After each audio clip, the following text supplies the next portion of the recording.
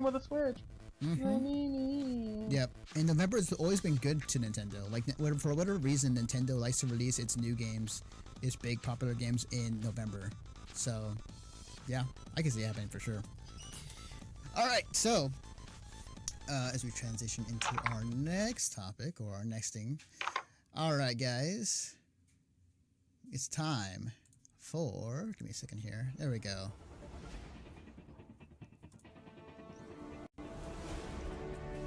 It is time for your Overwatch Minute with Gregg Dietz.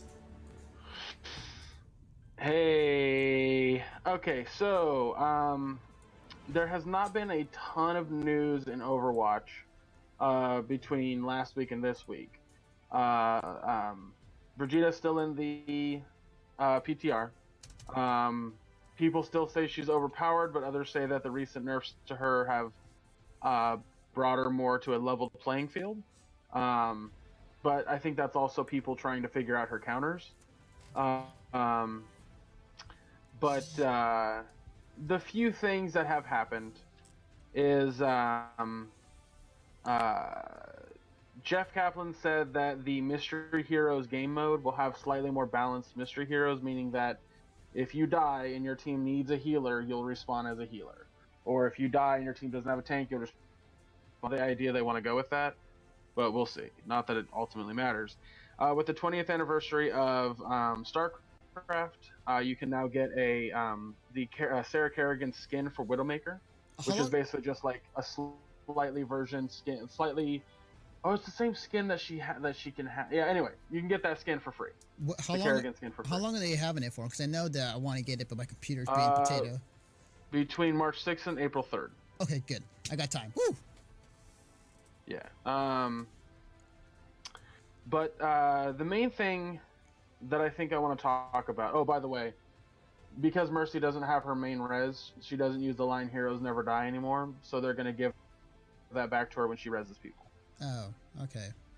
Not that, yeah, whatever. All right, sure. Doesn't change a fucking thing. So there have been a lot of problems within the Overwatch League with some players, a few players. Basically, the toxic assholes that are in the game, are going to be in the game, are also playing with these Overwatch League teams. Recently, XQC, who plays on Dallas Fuel, he's been fined $4,000 and suspended for 4 matches for basically using racial epithets. Epithets? Sure. Sure, we'll go with that. Yeah. But also, like, not just in the game or at the live events, but also on social media. Like, he's just kind of a piece of shit person, and now he's actually stepped away from the Dallas Fuel entirely. Like, he's no longer a part of the team at all. Oh wow, okay. Yeah. So, like, the reason I want to bring this up to Anthony is because he's not the only one. And it's not just in that regards either. Like, Tymo of Dallas Fuel has been fined $1,000 for using anti-gay slurs on stream. Tyrong of the Houston Outlaws has been given a formal warning of posting an offensive meme on social media and made a donation to the Hiroshima Peace Culture Foundation. Tyrong immediately deleted the tweet and apologized. Silk Thread of the Los Angeles Valiant has been fined $1,000 for account sharing. So the reason I bring this up is because clearly a lot of these players, yeah, exactly, Valer. when we talk about other sports, football, basketball, baseball, these players have to keep their shit together. They are influencers to children, and not just children, teenagers, young adults, people looking up to them.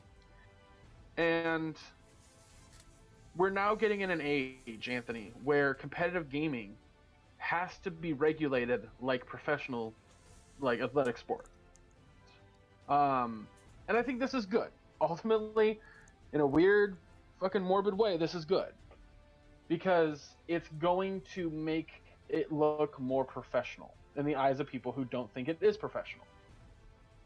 You kind of get what I'm going there? Yeah, I get what you're saying.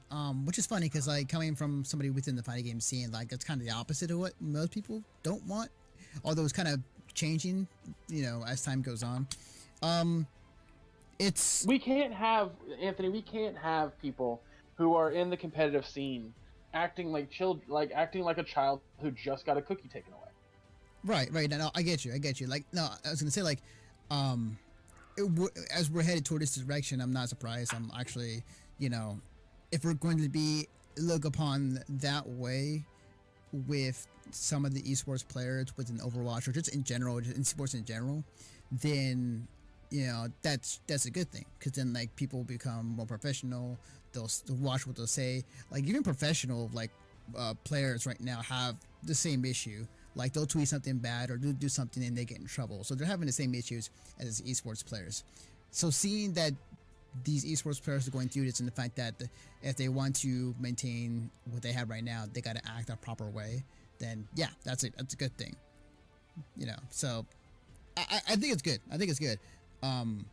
Personally, I rather like the shit talking because it's fun. But hey, if the employer does not want you to do this and this, then you probably shouldn't do that. You've gone to the wrong profession. I like the idea that the Overwatch League and that league owners or team owners, I should say, are punishing their players for doing things that are in a round of sense wrong. Mm-hmm.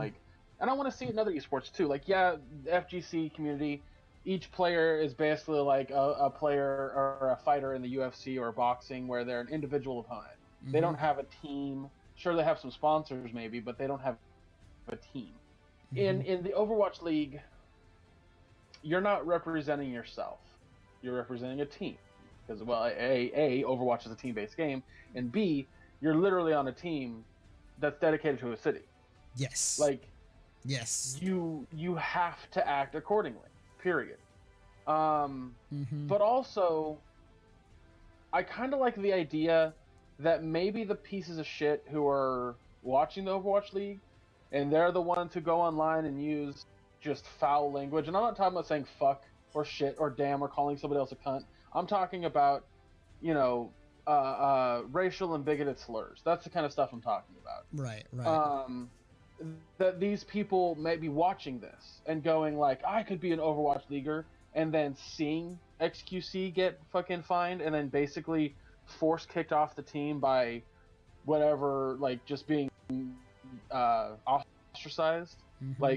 Maybe they'll get something kicked in their brain and they'll stop being toxic pieces of shit. Yeah.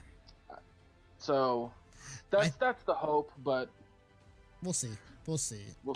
I mean, the thing to add on top of that is that the owners that are owning these teams, they also own sports teams or they're part of a sports team. So it's not like these owners don't know what to do or are punishing for surprising them to punish them because of the things they've done. They've seen this before. They dealt with this in their regular other jobs prior to investing in esports. So these players are facing these punishments for the first time, alongside with the money that's being penalized to them. This is the same thing happening in real sports, or they might have heard about. So, which is ironic, but yeah, that's basically happening to them, and they're gonna learn. So, yeah, cool. Was there anything else, or is that it for the Overwatch Minute?